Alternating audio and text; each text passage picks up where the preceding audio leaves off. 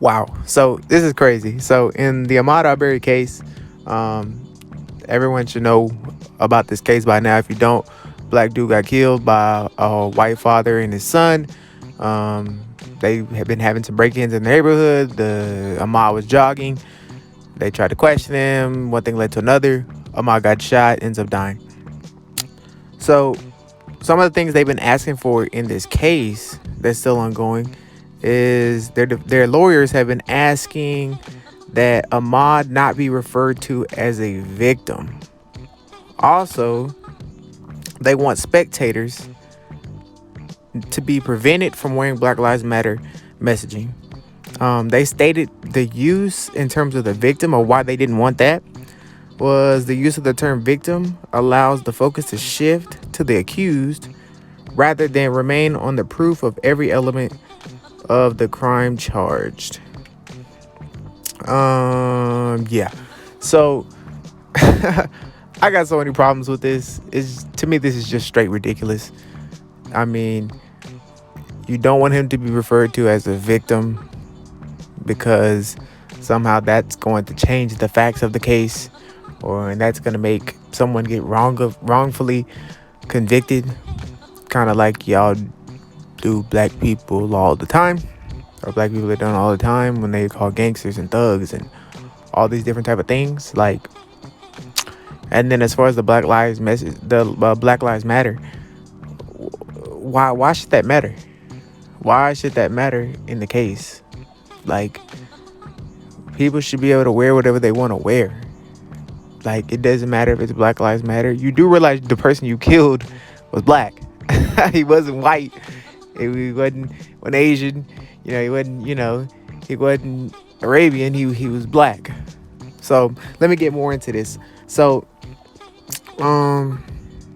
let's see. The attorneys representing the McMichaels asked the court to allow state representation to show just one photograph of Arbery in life, which in life is like when people die, they show like a picture of them, like you see it on the news all the time, to avoid creating a cumulative prejudicial error in the trial of this case. Yo, I mean, are y'all starting to see what's going on here? Like, so they don't want him to be referred to as a victim. They don't want Black Lives Matter messaging. Like, people can't wear that as far as like their clothes or whatever. And they want an outside representative to pick a photo of him, of Ahmaud, and show it. And the reason why they wanted that was because they felt like that, or they thought a family member posed the risk of potentially having some type of outbreak while they were presenting the photo. Like, this is ridiculous. So they're planning for stuff that isn't even guaranteed to happen in a case where they should just be focused on the facts of the case. If they did no wrong, they did no wrong. If they did wrong, if they did right, they did right. Everyone knows this, yo. It's like when you know you did right, you're not worried. You're relaxed. You're like, the facts don't speak for themselves. Boom. But usually when you've done something that maybe you shouldn't have did, that's when you have to come up with all of these shenanigans and these behind and from left field, and that's what this case is just starting to ring for me.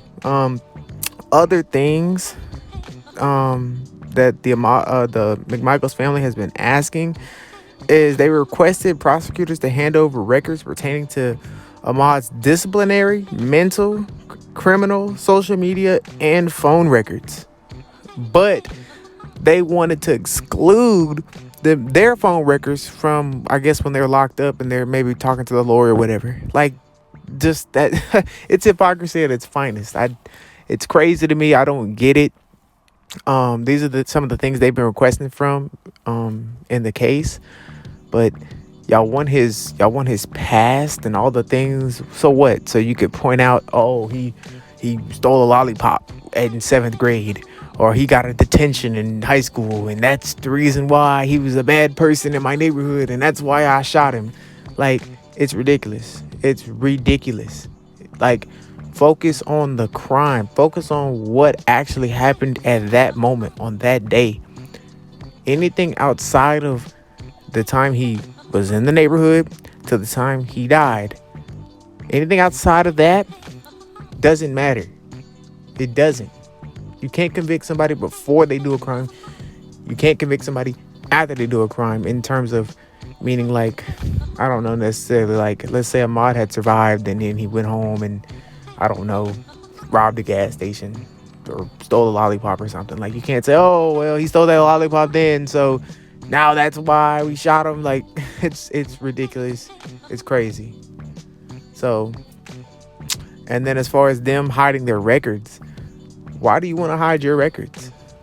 Why do you want to hide them records, but you don't want to hide his records? You want his records, but you want yours to be hid in terms of the phone calls.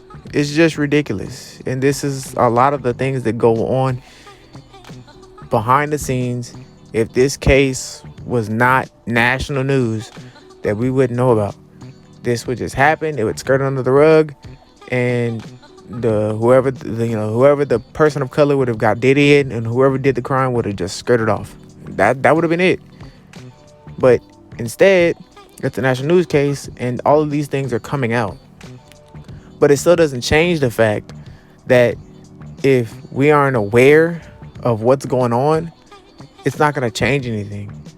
If we aren't aware and actually going out and trying to get financial capital and voting and all of these other little things, putting the right people in place, building from within, we're not going to be able to influence change that's going to get this stuff worked. Even with all this information coming out, even with me uploading this video, they'll still say not guilty, and boom, they'll go right back to wherever they were before this. So that's why it's important to not only hear this information, but to go out and actually enact change versus just listening.